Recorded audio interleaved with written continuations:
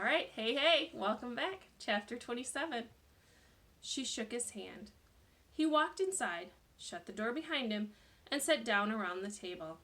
You won't believe it, he said as he looked at his picture of the green monster hanging on the wall. You just won't believe it.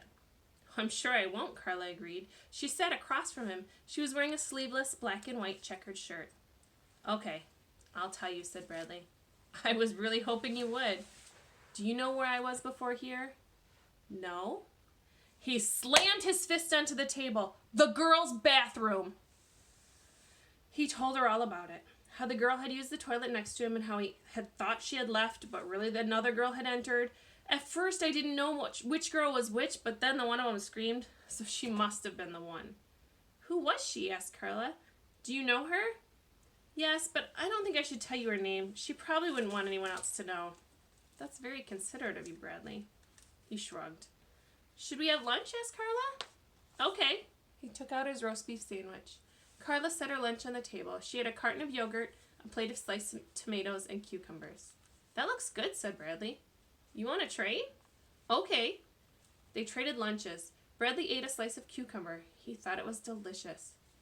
So what were you doing inside the girls' bathroom? Asked Carla. She took a big bite out of Bradley's roast beef sandwich. Jeff and his friends were chasing me, he explained. Jeff got a black eye just like me. They all think I gave it to him. Did you? He could have lied. He could have said, sure, he beat up Jeff with one hand tied behind his back. He knew Carla always believed whatever he said. No, I can't even beat up a girl, he said. Melinda Birch beat me up. Do you know her? No. You'd like her. She's really nice. Carla smiled. Bradley ate a slice of tomato, followed by a spoonful of yogurt. I hid in the library at recess, he said. They couldn't beat me up in the library, even if they found me. You can't even talk in the library. Yes, I know. Isn't it amazing? What's that? The library. All those books, and they're all different, aren't they? Carla nodded as she drank Bradley's juice through a straw. I kept thinking about that the whole time I was there, he said. They're all different, but they all use practically the same words. They just put them in a different order. Did you? Just 26 letters, he told her. All they do is move those letters around, and then they say so many different things. You'd think after a while they'd run out of ways to move them around, said Bradley. Did you check out a book? No, Mrs. Wilcott won't let me. I used to a long time ago, before I met you. I used to check out books and not return them. I would scribble in them and rip them up. So she won't let me check out books anymore. The whole time I was there, she kept watching me, saying, I don't want any trouble from you, Bradley. He ate another slice of cucumber. I just wanted to look at a book. I wasn't going to ruin it. I know, said Carla. After a while, Mrs. Wilcott will know, too. I'm really trying to be good, said Bradley. Nobody will give me a chance. They will. It just takes time. Do you ever play checkers on your shirt, he asked. Carla nearly spit out her juice. She laughed and shook her head. I like your shirts, he said. I like your socks, said Carla. Bradley looked at his mismatched socks. I thought I changed them, he said, befuddled. I hate socks that match, said Carla. See? She stuck out her legs. She was wearing white pants. She had on one white sock and one black sock. Bradley smiled. It wasn't his usual twisted smile, but one that was genuine. It was one that, up until now, had only been seen by Ronnie and Bartholomew. I know something good you can do, said Carla, and Mrs. Ebel would notice too. What? Homework. The smile dropped off his face. No, I can't, he said. Sure you can, said Carla. I can't. His eyes filled with tears. You can do anything you want to do, Bradley Chalkers. I have a lot of confidence in you. He shook his head. But I can't. His voice cracked. Don't say I can't. As long as you say you can't do something, then of course you won't do it. Say I can. Say I can, and you can do anything. I can't. I can't, he was crying. Bradley, it's not that difficult. You're making a big deal out of nothing. If you want, I'll help you. I can't, he sobbed. Why can't you, she demanded. He wiped his eyes with his sleeve and he sniffed. He looked Carla straight in the eye and said, I don't know what page we're on.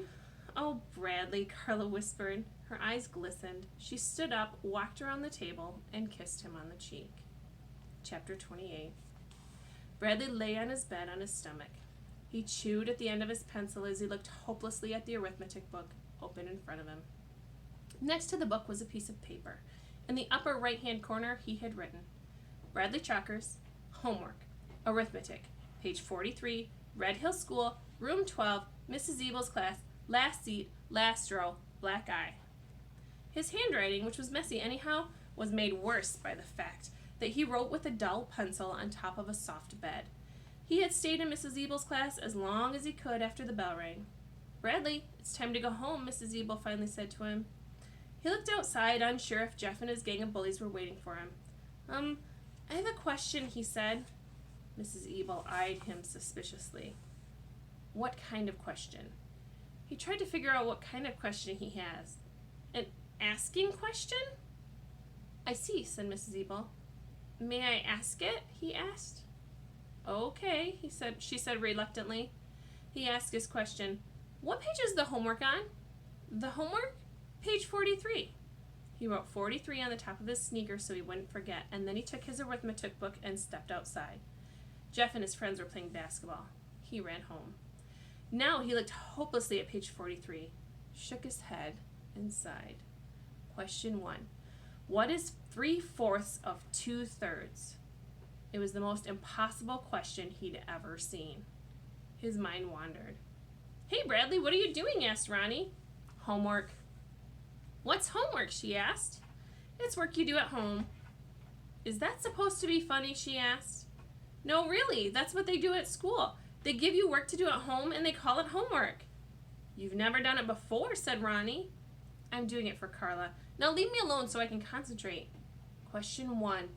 What is 3/4 of 2/3? Why are you doing it for Carla? Ronnie asked. He sighed.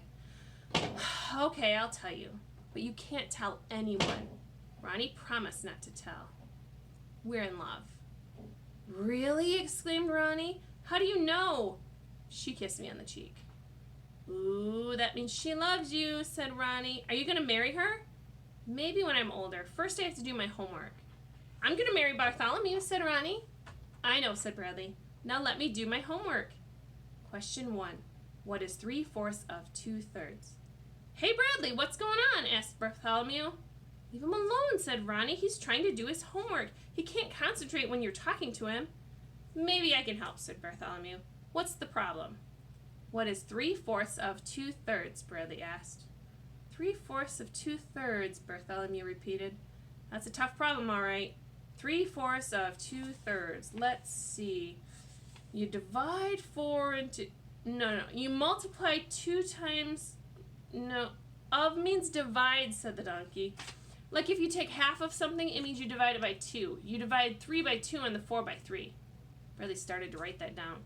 No, of means times, said the lion. You have to multiply everything. First, you have to reverse the denominators, said the fox. You don't reverse, you inverse, corrected the mother cocker spaniel. I think you have to find a common denominator, said the elephant. Not for multiplication, said the hippopotamus. That's only for addition. Multiplication is the same as addition, said the fox, only faster. You cancel out the 3's, said the kangaroo. You always cancel out 3's. You multiply the 3's, said the lion. Bradley kept erasing and rewriting and erasing and rewriting until there was nothing but a big black smudge covering his paper. On top of the smudge, he tried to write 3 times 3 equals 9, but as he did so, his pencil tore a hole through the paper. The answer can't be 9, said Ronnie. If you start out with fractions, you have to end up with fractions. Bradley slammed the book shut.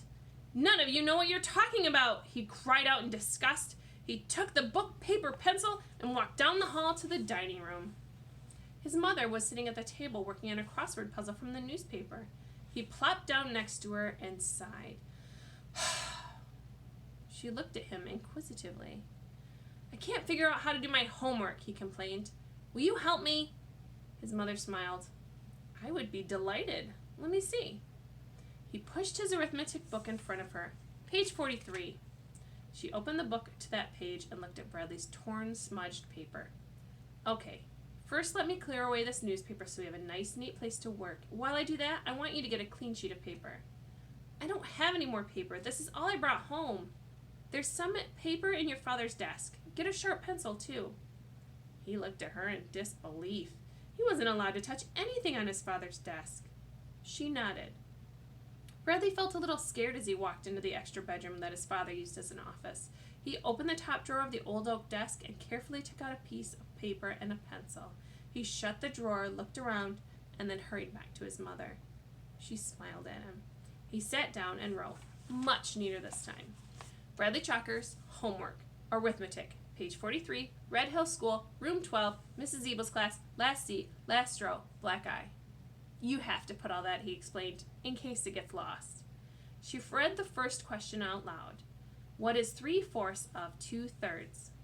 He shrugged. Okay, the first thing you want to do is write the equation. He still didn't know what to do. She wrote it for him. 3/4 times 2/3 equals. Whenever you see the word of, it means multiply, she explained. Of means times, he said. Right, said his mother. That was what the lion had said. Now you can cancel out the 3's, said his mother. That was what the kangaroo had said. You always cancel out 3's. Neither of them noticed that Claudia was standing behind them watching. That's not how you're supposed to learn it, she said abruptly. Bradley turned around and glared at her. You have to explain why you cancel them, said Claudia. And they don't call it canceling, it's called dividing by 1. I just know the way I learned it, said Mrs. Chalkers. If you want, I can show you, Bradley, said Claudia. He looked at his mother, and then back at Claudia, and then back at his mother. She knows the way they're teaching it now, said his mother. You'll help me? Bradley asked his sister. Sure, why not? I got nothing better to do. Mrs. Chalkers stood up and Claudia took her place. Don't do it for him, said Bradley's mother. Make sure he knows how to do it himself. Claudia worked patiently with Bradley for most of the afternoon. When he said he understood something, she made him explain it to her. That was harder. He understood it when she did it, but then he had trouble when he tried to do it himself. By dinner time, they were only a little more than halfway through. Bradley wanted Claudia to help him after dinner too, but she had her own homework to do. You know how to do it, she told him. You can do it yourself. I'll need help, he complained. I'll help you, said his father. You will? Let's go to my office. We can work at my desk. Bradley couldn't believe it. They worked together. Bradley was surprised by how much his father knew. He made all the hard parts seem easy. Bradley was a little disappointed by how quickly they finished. He had liked working with his father. He brought his finished homework back to his room. Oh, I get it, Bradley, said Bartholomew. You multiply the numerators and denominators separately. But I still don't understand reducing. It's easy, said Bradley. Here, let me show you again. That's it for today. Thanks so much. See you next time.